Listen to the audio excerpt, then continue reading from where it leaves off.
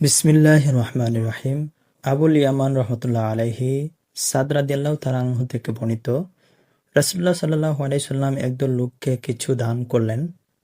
সাদ রাদিয়াল্লাহু তাআলা আনহু সেখানে বসা ছিলেন।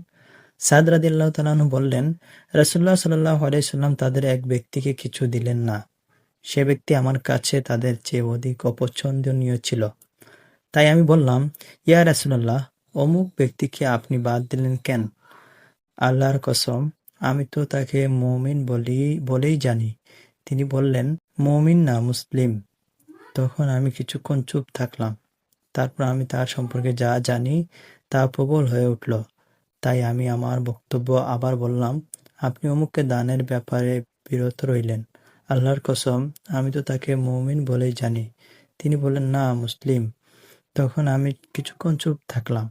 তারপর তার সম্পর্কে যা জানি তা প্রবল হয়ে উঠল। তাই আমি আমার বক্তব্য আবার বললাম। রাসূলুল্লাহ সাল্লাল্লাহু আলাইহি ওয়াসাল্লাম আবারও সেই জবাব দিলেন। তারপর বললেন, সাদ, আমি কখনো ব্যক্তি বিশেষকে দান করি, অথচ অন্য লোক আমার কাছে তার চাইতে বেশি প্রিয়।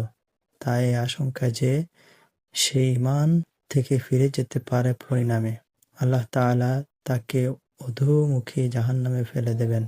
এ হাদিস ইউনুস, সালিহ, মামার এবং জুহরি রহমতুল্লাহ আলাইহি এর ভাতিজা জুহরি রহমতুল্লাহ আলাইহি থেকে বর্ণনা করেছেন। বুখারী শরীফ হাদিস নং ২৬।